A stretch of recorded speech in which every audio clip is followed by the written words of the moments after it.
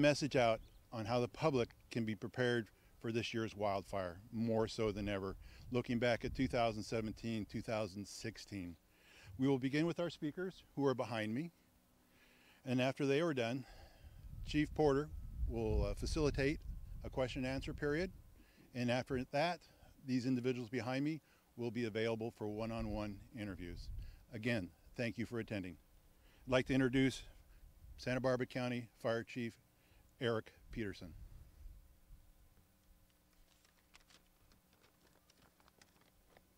Well, good morning, everybody. We are here today to kick off Wildfire Awareness Week.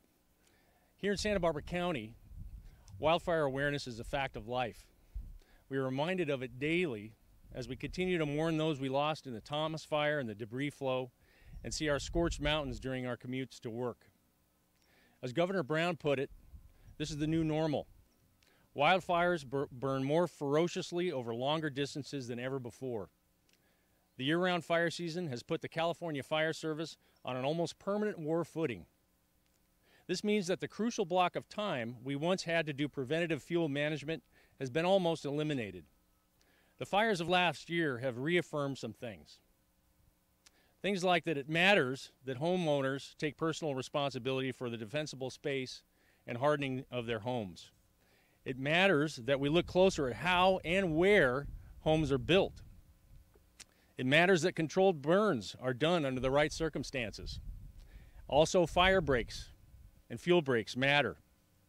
There is an argument that says that fire breaks in rural areas are ineffective because urban areas are so far away.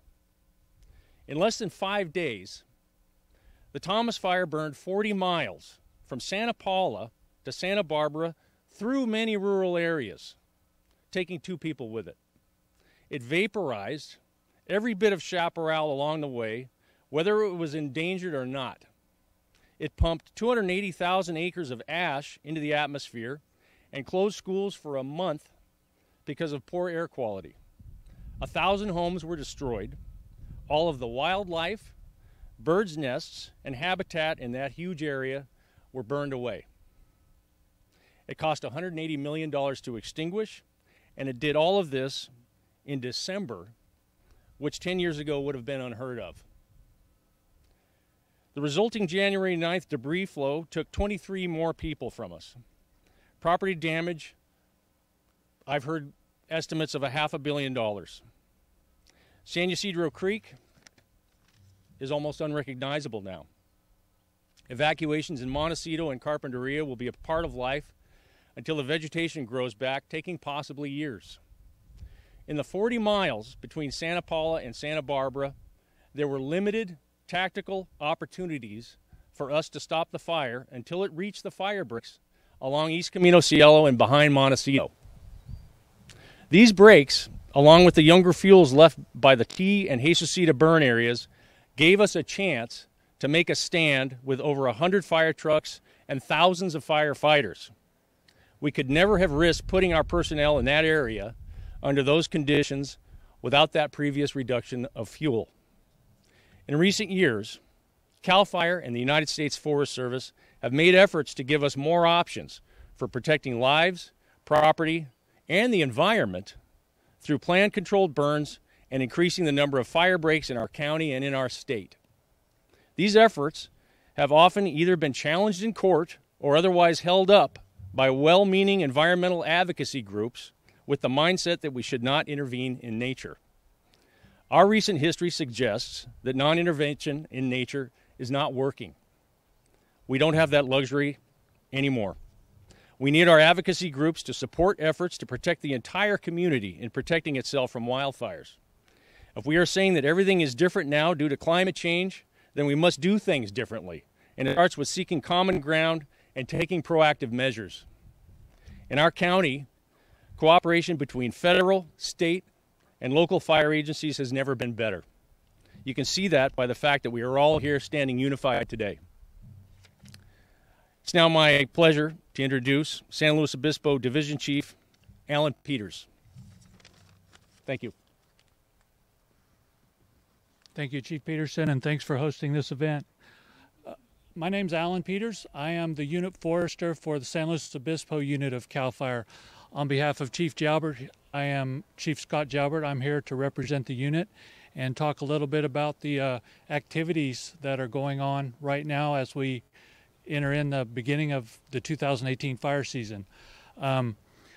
Several of the other speakers and department heads will give a good explanation of exactly where we are as a department at the higher levels. But at the unit level, I want you to know that our firefighters and crews and everyone that'll be in the field has been intensively training for the last month or two, and we think that we're fully ready. What I'd like to focus my remarks on, though, is how we engage more with the public and get the public to be more active to help us do what needs to be done. Everyone's familiar with the Ready, Set, Go program, I believe. What that means is, or what does that mean to the public? It means that to get ready, we need folks to do their defensible space. That means to, follow good hygiene on your property. It means to possibly consider removing combustible landscaping and replacing that with non-combustible landscaping.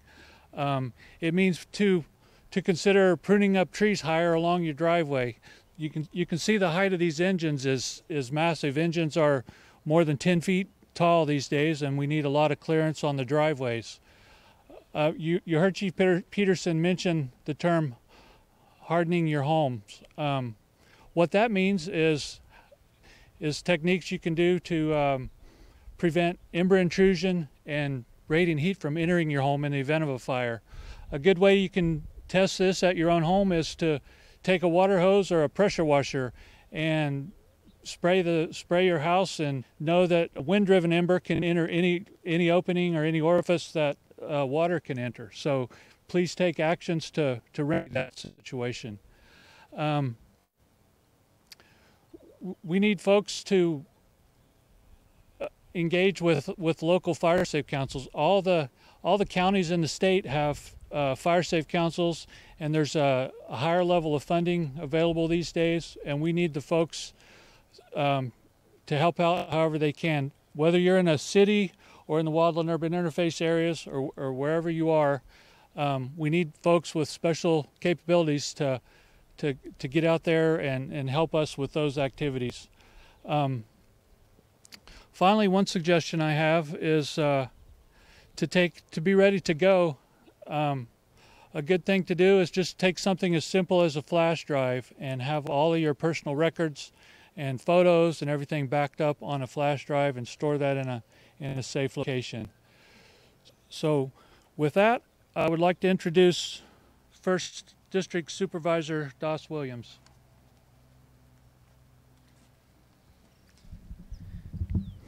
Well, it's just so wonderful to see. So we see CAL FIRE personnel often, but it's because we have fires often. It's great to see so many of them here today.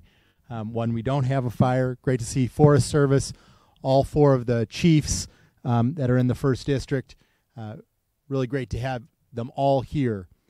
So, as you know, the 1st District has been hard hit by the Thomas Fire and the debris flow that followed. And a lot of people are still dealing with the after effects. I mean, we're just now really getting our head around how to rebuild, and by what rules to rebuild. And people, they're a little bit intimidated by the realization that we are touched by darkness, right? That the dangers that the rest of humanity face have become very real and very present here. But I personally feel like that realization in and of itself, the tragedy is horrible, but the realization that we're touched by darkness is not something that we should be intimidated by. In fact, darkness is why we need heroes, right? As represented by the folks behind us and some of the folks watching in the audience. We need our first responders and all our emergency personnel, and we thank them. And on behalf of the people of the 1st District, I want to thank them again for being heroes. But not just first responders are the hero. We need more heroes than just first responders. We need people to step up and take responsibility for being heroes themselves. And that means, there are some stark differences between neighborhoods in how well some folks are willing and able to create defensible space. And we need to eliminate some of those differences. All the neighborhoods out there need to get their act together and be willing and able to create some defensible space. What else can people do? Well, number one, even after all we have been through in the last year, we still don't have the majority of Santa Barbara residents on Aware and Prepare, okay? And we all are familiar because people in the press have been willing to put that out there of some of the flaws in our federal alert system. Well, if we all agree that there's some flaws in the federal alert system, then that means we all need to get on Aware and Prepare, awareandprepare.org, and sign up so that you can get a notice from our first responders, our local first responders, so that you can get the best information possible. What else can we do? Well, I mean, the science is become more and more conclusive that something's going on locally and or globally that is driving the frequency of events. In fact, I've looked at some great data that indicates the increase in number of sundowners per year on the South Coast, and particularly the data I was looking at was Montecito, and it's pretty dramatic. So if climate change may be one of the factors going on into the frequency of these events, there's definitely something that people can do to help, and that is take responsibility for your own impact. Drive a little less, get a more fuel-efficient vehicle. Do your part, because this increase in fires is statewide.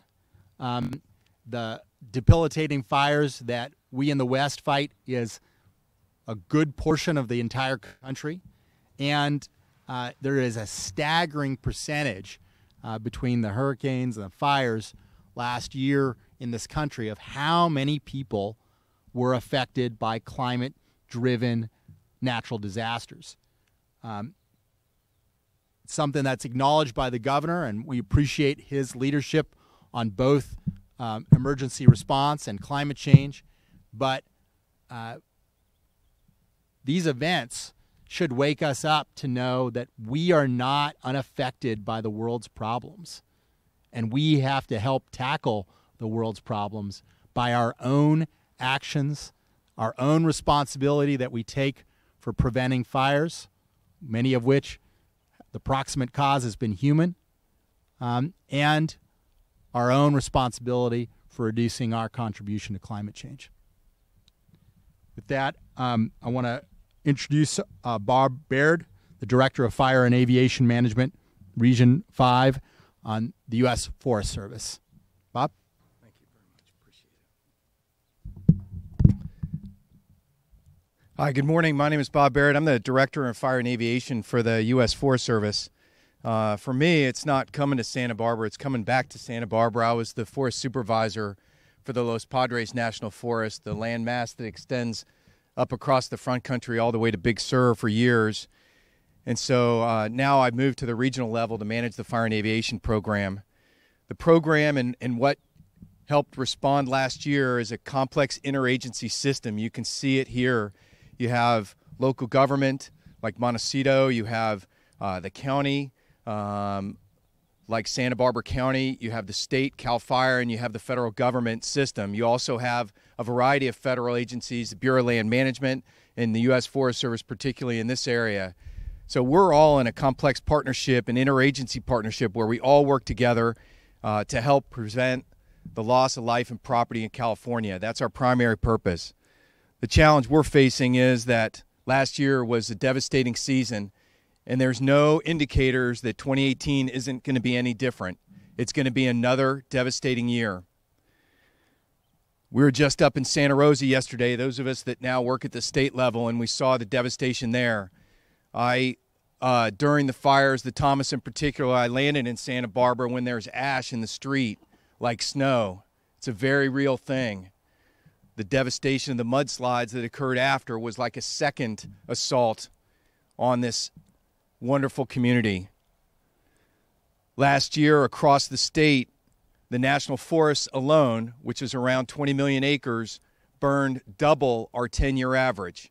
That's 644,000 acres more entirely across the state. The average is 320,000 acres. So that should be an indicator of something is going on. We need to make sure we look toward the future together. We need to be proactive. This interagency team uses all the technology they have, such as the Nixle system. The county is at the front edge of notifications, but the public has to heed those notifications. It's very important. We also have to, as Chief Peterson said, and has been said, we have to get ahead of the catastrophic wildfire. We have to work together around managing this ecosystem that is fire prone. Fire is going to come. We have to work together around vegetative manipulation, meaning fuels management, around protecting the communities, the public-private cooperation around protecting homes, and getting more prescribed fire on the landscape. Prescribed fire is good fire that we put in when it's seasonably appropriate to do so. It burns at low intensity. It doesn't show up like the Thomas fire that then causes a catastrophic loss of all the vegetation on the ground. And you all know what happens. Then the watershed lets loose and the mudslides ensue. So getting more prescribed burning down on the ground, collectively, cooperatively, across our boundaries is key. For us, the fire season never ended. I spent Christmas here, Christmas morning in the Incident Command Post in Ventura for the Thomas, and it went on in supporting through January with the mudslides. So fire season doesn't end in California now, and we need to get into that reality and understand that. We already have over 170 firefighters in Texas, New Mexico, and Arizona that are supporting the fires there. The federal fire system draws those resources from across the nation, and the state drew from across 17 different states all the way from the East Coast, and that's the power of the federal system to assist the county and local government. We continue to work together about notifications and public safety. We look forward to helping as ecological discussions are happening around fuels and fuels work. We really appreciate the discussion around private responsibility about one less spark and one less wildfire in defensible space. And we stand prepared with all of our partners to respond. We want to help you be more proactive and less reactive and responsive to deal with these catastrophic, destructive wildfire seasons. With that, and thank you, I'll be followed by Janet Wolfe, the 2nd District Supervisor for Santa Barbara County, who's no stranger to being and helping with a leadership role around these wildfire responses. Thank you.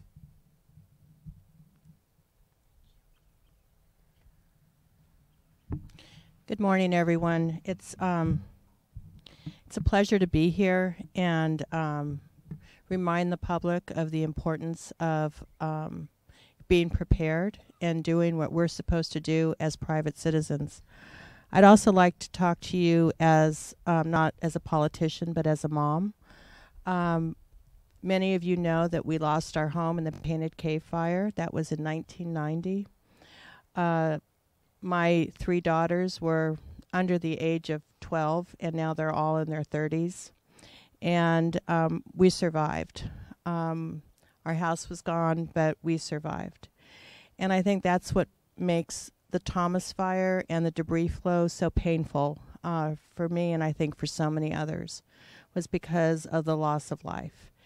And the folks behind me, I know, for them as well as other members of the community, that was a tough and continues to be something that that's immeasurable. So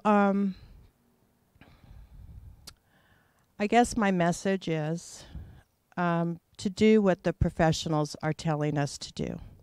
Yes, I've been through my own personal experience, but in my 12 years on the board, I've been through so many fires: the Gap Fire, the Tea Fire, the Jesucita Fire, the Sherpa Fire, the Whittier Fire, more than I want to count. But what is so evident to me is that there is what I hear so often, and that is that there is a science.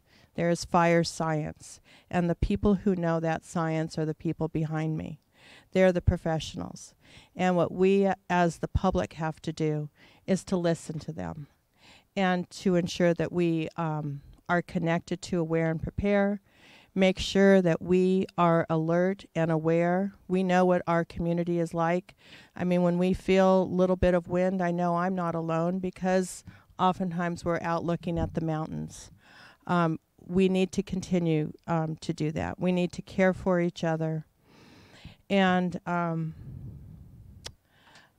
most of all, I think it's just being respectful of the people who are in charge. And I have such a deep respect for those people. And I'm so proud of our community, and I'm really proud of the fact that all of our different agencies work so well together. And I think they're just... There really are no words other than to thank them, and to the public, let's do our part. And with that, I am very pleased to introduce Mr. Tom Porter, the Southern Region Chief of CAL FIRE. Also, everyone is an amazing partner with us. Thank you so much. Thank you, Janet.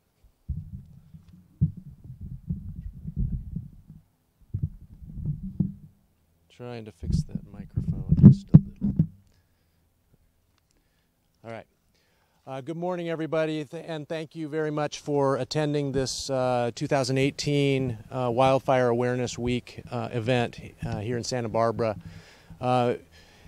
Every year we make a tour throughout the state and talk with the communities in all corners of the state about the importance of this week as a cornerstone for understanding what you as citizens of California need to do, and what your statewide fire department and mutual aid system is doing to ensure that we're ready to respond to emergencies in and around your communities.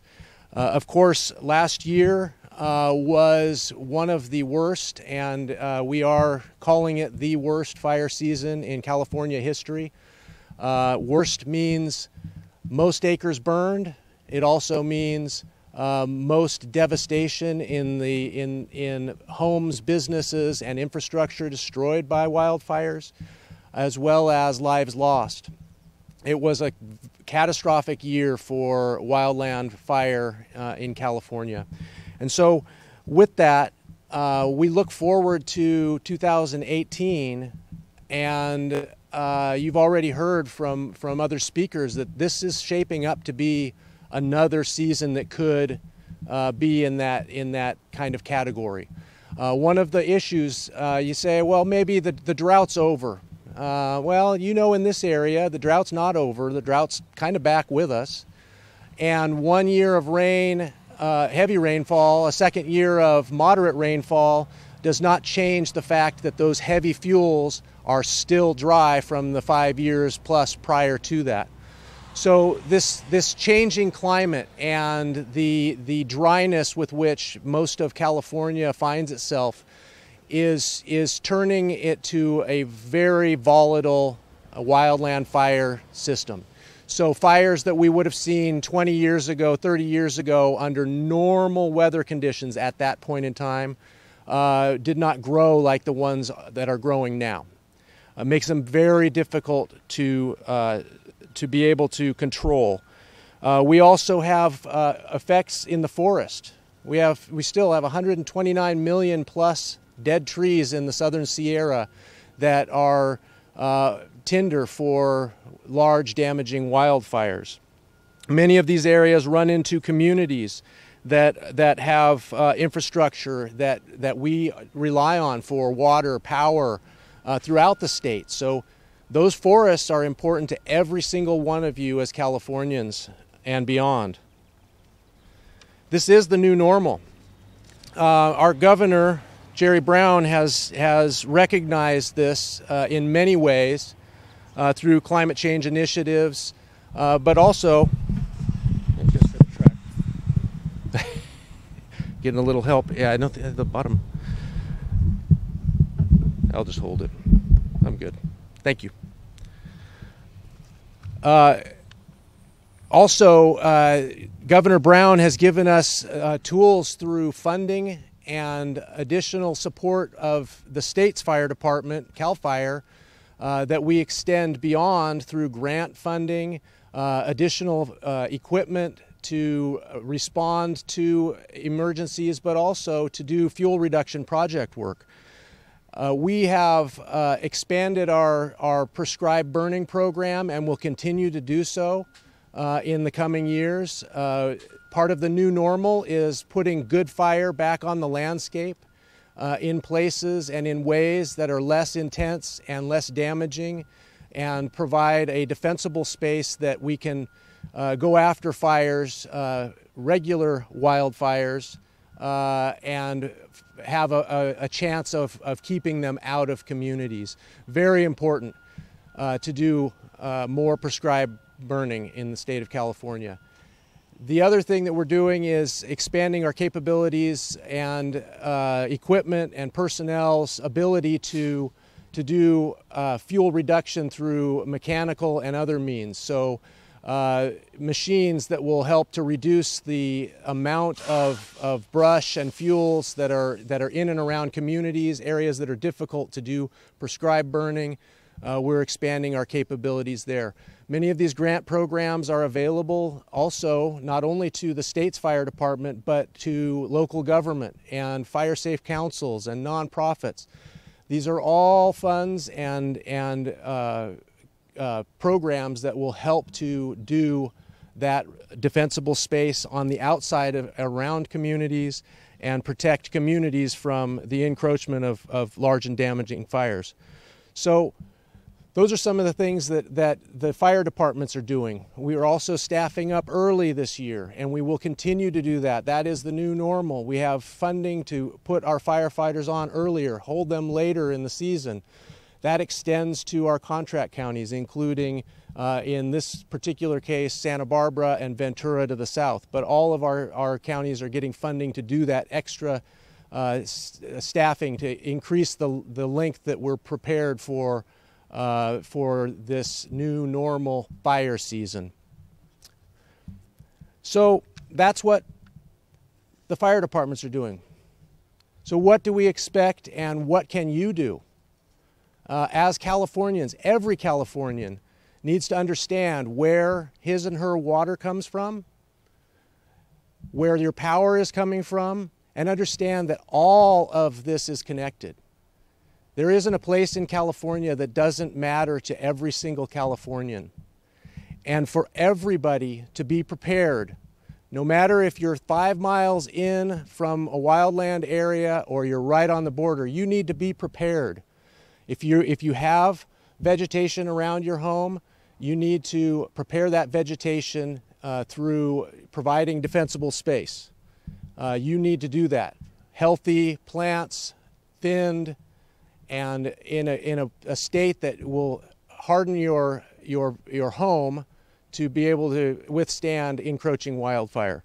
Do the retrofits that you can to stop ember intrusion into your house.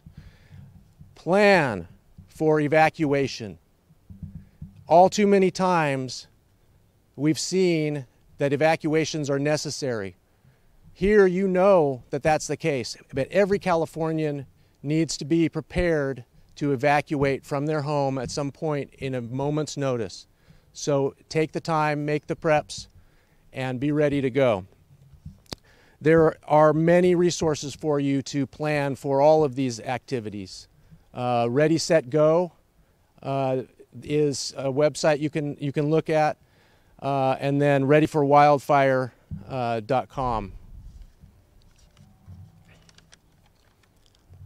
With that, I'm going to open for questions from here at the podium for any of the principal speakers. And if there are none, any questions? What areas are the main concerns going into this fire system? I will answer that from a statewide perspective. All areas are of concern. We are preparing for initial attack and extended attack as necessary in all areas of the state, both on federal ground and in the state perspective. And I think while it's oftentimes a good question for a local conversation about where the areas that need to be treated and the areas that are most likely to have fire come from based on weather conditions, fuel conditions, all those things. That's a very local discussion that I would rather kick to your local fire chief. But in general, the state and federal government are preparing and helping locals to prepare through our mutual aid system to respond anywhere in California. Do you want me to? Sure. Yeah. Chief Peterson? So the question was where are our greatest concern? Right. Well, we still have, although we've been extremely active, obviously, this last few years from a fire perspective, there's plenty of unburnt fuel out there. The area we're standing in now burnt in 1990, as Supervisor Wolfe mentioned. And since then, we've had an awful lot of growth. And so we're very concerned about areas here in the South County. Gaviota is another similar area. It's less populated, but in the North County, there's plenty of areas with a lot of heavy growth that are still a major threat. So the threat has not gone away, although we have been very active. I know you've talked about it already, but can you talk about what the public in those areas should be ready for?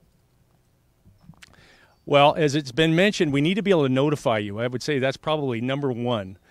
We have a very good notification system in this county called Aware and Prepare. And if you go to awareandprepare.org, you can sign up. It takes about 2 minutes. And if you have, if you're challenged as far as internet access, you can always call Santa Barbara County Fire Headquarters and we'll walk you through it. But as far as the preparation, the personal responsibility, things that need to be done, I think Chief Porter covered those really well. But here locally, if the more people that sign up for awareandprepare.org, I think the safer we're all going to be. A lot of people have mentioned this is gearing up to be more intense or just as intense fire season as last season. Can you list the reasons why one more time? The reason Why you guys mentioned more sundowners, dead trees, is there more? And can you list those reasons why we think this is going to be another intense fire season? Well, we've had very little rain, obviously. We continue to be in extended drought. As we've said repeatedly, whether you want to call it climate change or some cyclic event happening, something's different. There is no question that all of my colleagues and I agree that fire seasons are longer now. In fact, they're year-round. Back probably even 10 years ago, there was a much more defined period of time where we could kind of reset and regroup and retool in advance of the next fire season, and we don't have that luxury anymore. We have to be ready, and as I mentioned, we're on a permanent war footing. So really just the lack of rain, the lack of fuel moisture has contributed to just a really volatile situation in a county that is already extremely vulnerable, as we've seen historically, to devastating wildfires. Thanks. All right, just to add one little piece to that for a statewide perspective, we have had enough rain where there's a lot of grass. Grass is just a wick. It takes the fire, and you can start. It starts real easy, and then the fire transfers to the chaparral species and then into the trees as well very quickly. The other issue that I brought up that might have been something that you were referring to as far as restating is a lot of the heavy fuels, the logs and that kind of thing, they really dried out for that long drought period, and it takes years before the moisture soaks back into those heavy fuels. So they're very volatile in a way that they normally would not be. Any other questions? Okay, everybody, all the primaries here are available for one-on-ones. Please speak with either Scott here, who's coming to talk to you, or others. Come up to us individually. We'll be happy to talk. Thank you.